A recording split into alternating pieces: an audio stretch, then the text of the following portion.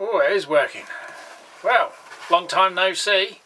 As you can see, I'm 2 coats colder here because I've got bloody 2 on and a sweater, and it's feckin' freezing in good old Blighty again. In fact, it's 1 degree above the zeros in here, which is one of the reasons why you don't see me in here much, because it's too fucking cold, along with everything else. So, what's been happening? Let's just straighten the camera. A bit wonky, not on the mains either, so we might be a shorter video. So I just came out actually to fill the little bottle bag up with some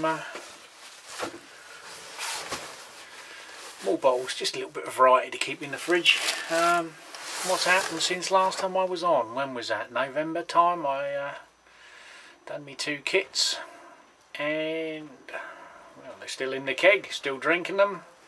Not as fresh as they were, but they're still drinkable. Not buying as much beer from work, basically, so I drink it and try and keep that down, because if not I keep trying all these different other beers and the stuff in the keg just sits and sits and sits. So trying to cut that down a little bit, just to eat through the homebrew and all the other accumulated beers I've got, which is one of the reasons I came out here. Just to whittle down the old beer fridge, because that did die last year. The big beer dish is dead. The chiller packed up. I don't know whether it's just degassed, knackered, or it's a thermostat. I'm thinking it's possibly just a thermostat, hopefully. I did pick up a butcher's deck chiller, one of the open type fridges, to try and codge something in. You know, cut a hole on the side and have a blow air cold unit going inside the fridge. But after retrieving the fridge, which was a 4-man lift on my roof rack, nearly fucked the car up and the roof rack along with everyone's back, managed to manhandle it into the garage. I actually bought it, it was £10. I was mainly interested in the stainless steel shelving in it, because I thought, well, if nothing else works, I've just gained 10 quid's worth of stainless steel shelving. It does work. Excuse the noise, as the dog's rattling around outside the shed. Probably smelling a rat. But yeah, it's so big, cumbersome and juicy, it's not worth plugging in. It sort of like pulls 1.6 kilowatts at full bore, so you just rinse the electric if I even manage to take it apart. It's far too big. So I'll probably end up getting a fridge or something if I need be. Just turn the big Bertha into a fermentation chamber for the cornicles. But it's not looking very happy, because during the summer last year it got a tad warm in here and the chiller didn't work. So some of the more livelier beers that took off sale and I gave a home to for free, unfortunately, with them being already over-carbed, which was their original reason for withdrawal from sale, and then getting hot in here, about 80 degrees, they probably turn into bottle bombs. So I've got shards of cider bottle glass, stout bottle glass, because when I opened the door after it's been in there, I've got a nice sort of cultured growth of mould growing in every orifice there is. So I'll switch off and show you that if I can. Yeah, so I turned this one off as well, and we've got the old mould growing in there, all down the shelves, all on the floor. Probably going to pick the glass up, but we've whittled down probably about half the contents of the fridge and consumed.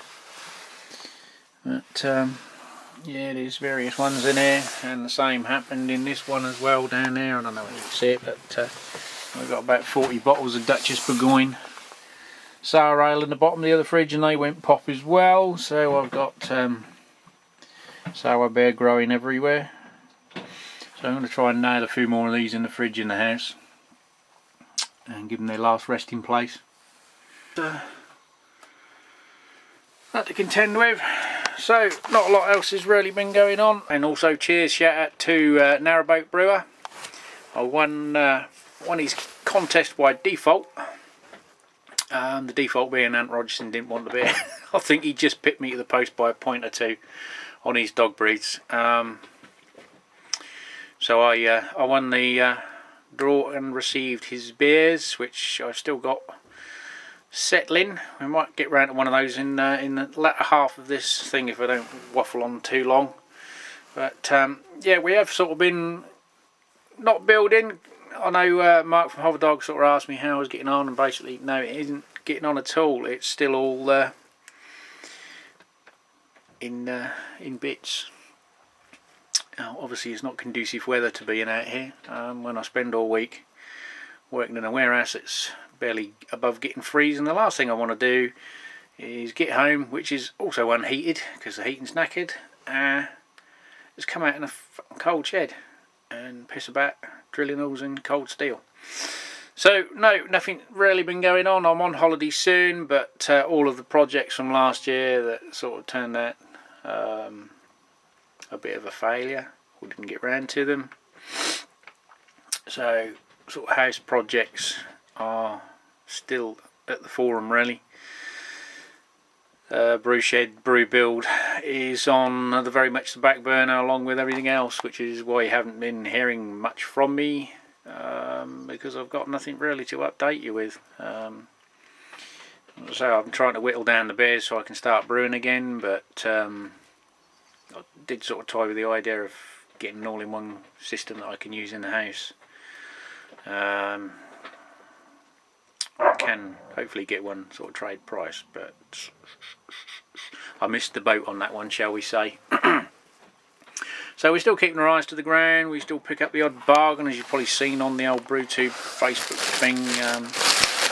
I have already got to the stage where, before I've even completed building version 1 of the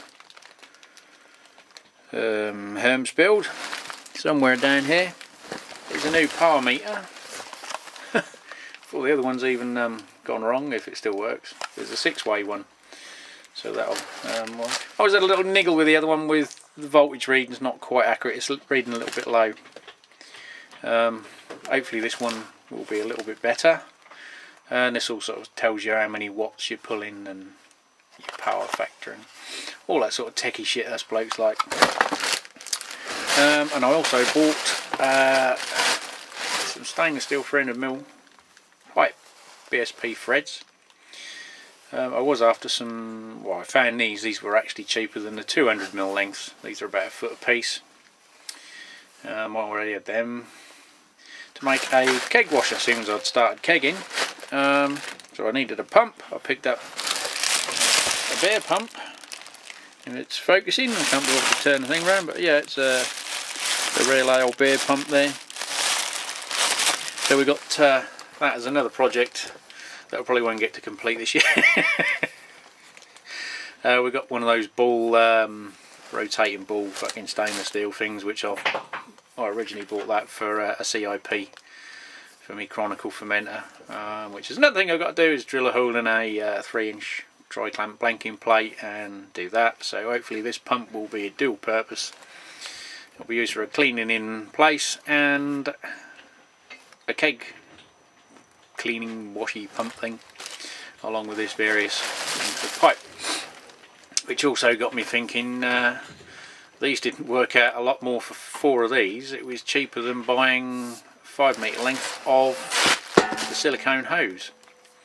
So I am toying with the possibility of partially doing stainless steel pipe work between the kegs as opposed to the silicone, if I can find enough fittings with that, there being too much of an issue. So I'm toying with that. So I have got some tri-clamp fittings coming, some threaded 1/2-inch BSP tri-clamp fittings. Looking at a sight glass, I was humming and hawing over those because really they don't really serve a practical purpose, but then I thought, well, you know, fuck it, it's bling bling in it, you know. It's like sticking chrome tailpipes on your exhaust and they don't do anything. But yeah, it'll be multi-produced, being tri-clamp, so it can be fitted on the fermenters as well. So I will adjourn, I think, and sort out a few beers for myself, and see you in the main studio.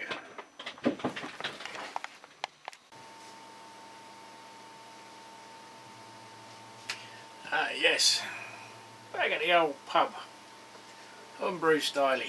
So I thought I'd finish this segment off with a little tipple courtesy of Narrow Boat Brewer. Here's Tim Taylor, landlord. A little bit of a hiss. Nice dark malt smell. The malt's coming through. I must confess, Mark, I think my son's thrown the letter away, so I need to give you few details.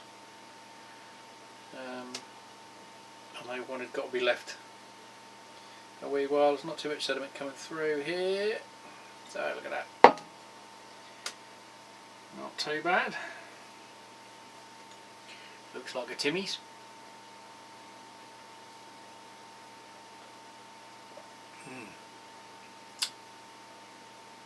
That is a nice drop. Nice and cool in here because it's not overly warm. So that's a smashing drop. Won't go into the full rigmarole of homebrew reviews because I know a lot of people do them and people skip past them, but I'll put a link to Narrowboat Brewer's channel down in the comments section below. If you haven't subscribed to him, please go over, watch a few of his videos, give him the thumbs up and subscribe to the guy. Let's get him up. Let's hope I don't curse any more people with helping their subscribers like I did David, Cheshire Homebrew. Get him over 1,000 and he calls it quits. Early retirement, I don't know, lightweight. Just because of the devastation of Man City going out of the football, he can't show his face on camera anymore. So I'll just run through what's upstairs here, because I haven't been brewing beer, we have been brewing up hillbilly style. You have to let us know if that's the Graham Wheeler recipe out of his book. It's not a bad drop, that. Well, yes, as you can see, there's a few empties we keep, obviously, you know, as homebrewers we like to keep empties for our bottling wine and such like, beer, and our little shelf backlights. So what we got here? Well, we have the original McCoy, Mr. Jake Daniels. This is a Prestige citrus vodka. I think that's the one. No, I didn't send that to Adam. He's got the lemon gin, which is a bloody nice drop.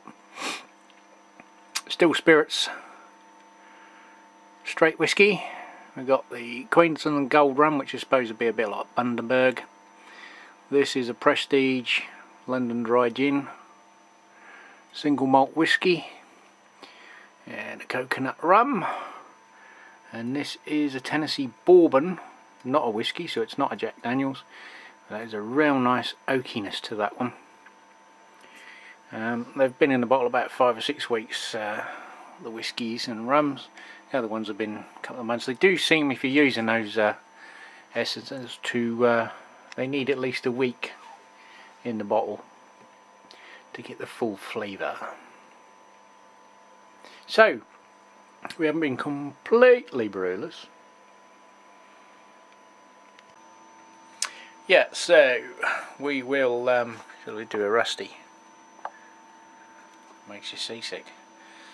Right, I'm right by the heater here, so I'm getting all the hot air coming up. And the light looks terrible there. Trying to pan it around so you can't see all the shit in my room. Oh, I've done this, look. Arrogant bastard. Right.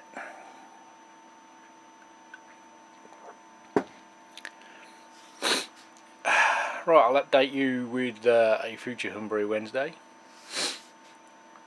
when there is one, whenever that may be. Catch you later.